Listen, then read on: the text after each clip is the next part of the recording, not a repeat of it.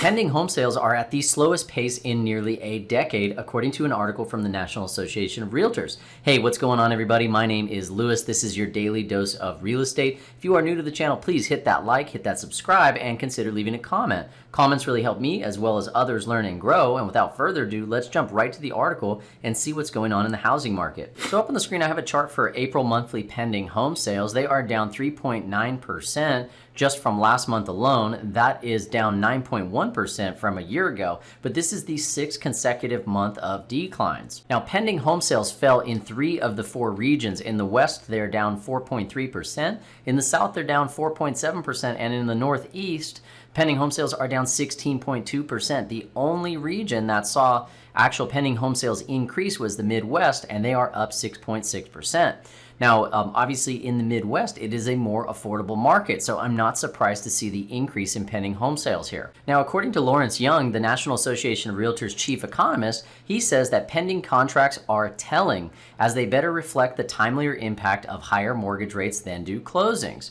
The latest contract signings mark 6 consecutive months of declines and are at the slowest pace in nearly a decade. Now, with mortgage rates rising, Young actually forecasts that sales of existing homes are going to wane by 9% in 2022, and home price appreciation is going to moderate to 5% by year's end. So he's not necessarily predicting that prices will decrease dramatically. In fact, he's actually predicting price appreciation by 5% year over year. He goes on to say that the escalating mortgage rates have bumped up the cost of purchasing a home by more than 25% from a year ago, while steeper home prices are adding another 15% to that figure.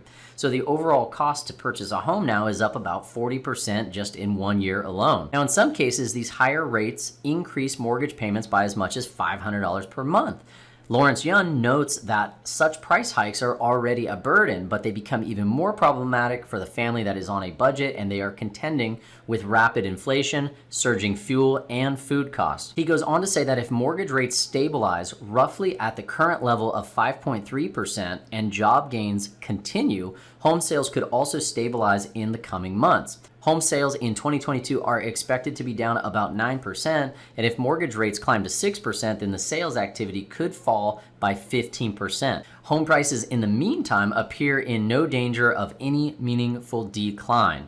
There is an ongoing housing shortage, and properly listed homes are still selling swiftly, generally seeing a contract signed within a month. So this is a really interesting article from the National Association of Realtors. I'm going to link to it so you can see the full article here in the show notes, but I wanted to leave you with some of my personal thoughts and what I'm seeing locally in the Sacramento market.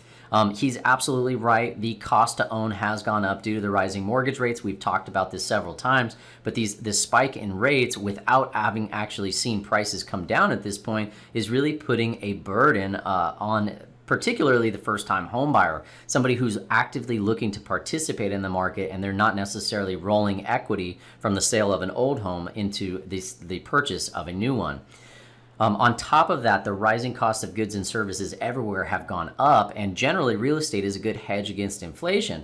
But right now, if you're paying more at the pump, you're paying more in the grocery store, and you're generally getting squeezed and wages have not risen up fast enough to keep along with the rising cost, then a lot of would-be home buyers and even homeowners, of course, they're getting pinched at this point.